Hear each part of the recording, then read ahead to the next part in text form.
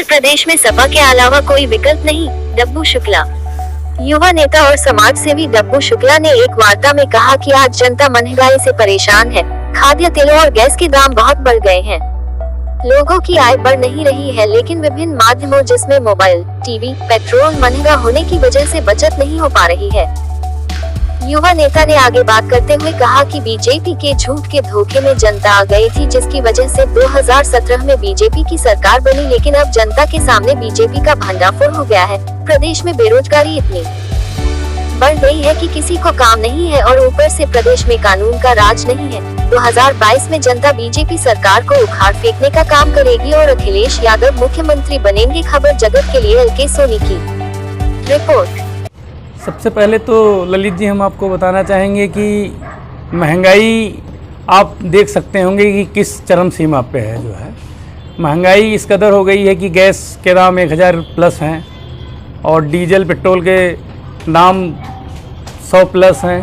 तो आम जनमानस को या आम सामान्य लोगों को किस तरीके से इस महंगाई का सामना करना पड़ रहा है, ये आप समझ सकते होंगे। जो है किस तरीके से आम आदमी, जिस इंसान की 10,000 की नौकरी होगी, वो अपने परिवार का खर्च कैसे चला रहा होगा, कैसे सारी चीज़ों को मैनेज कर रहा होगा, कैसे 10,000 में अपनी सारी ज़रूरतों को, अपने बच्चों की पढ़ाई, अपने परिवार का खर्च और इस महंगाई के दौर में कैसे मैनेज कर रहा होगा, ये सोचने वाला विषय है।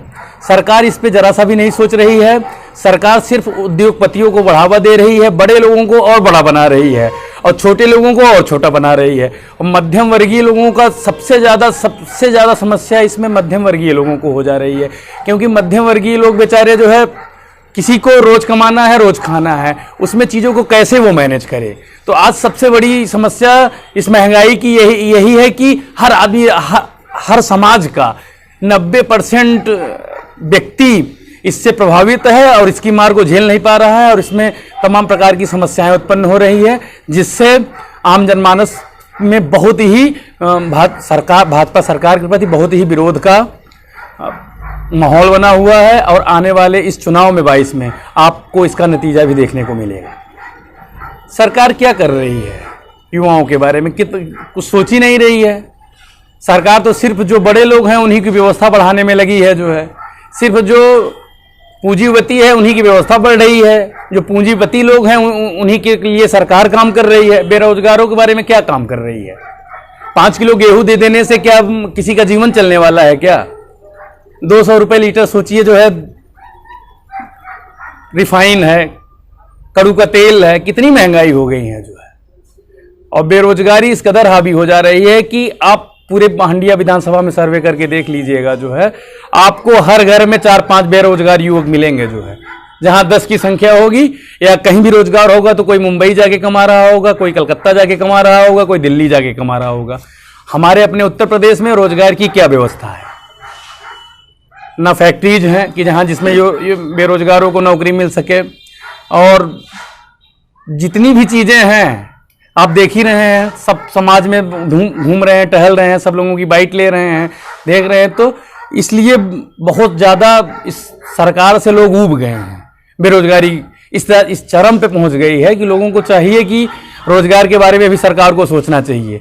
योगी सरकार को रोजगार के बारे में भी सोचना चाहिए और आज के युवाओं के बारे में भी सोचना चाहिए। क्या सोच रहे हैं युवाओं के बारे में? सोचिए, उनको सोचना चाहिए और इस पर ठोस कदम उठाना चाहिए। और हम तो कहेंगे कि हर जिले स्तर पे बड़ी बड़ी फैक्ट्री करनी चाहिए, जिससे बेरोजगारों को रोजगार मिल सके।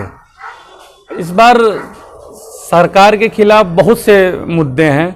सबसे बड़ा मुद्दा ये महंगाई का होगा, सबसे बड़ा मुद्दा रोजगार का होगा, सबसे बड़ा मुद्दा होगा करप्शन का मुद्दा होगा।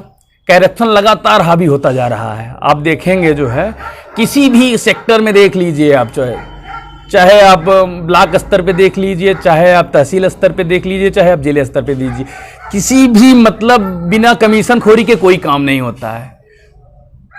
हम आपको बताना चाहेंगे कि ब्लॉक होता है 35% कमीशन बढ़ते हैं। ब्लॉक प्रमुख, BDO और तमाम अधिकारियों के बीच में, तब जाकर के कोई काम पास होता है। और सोचिए जब 35% काम का कमीशन बटेगा तो कितने, मतलब 65% में कितना काम हो पाएगा।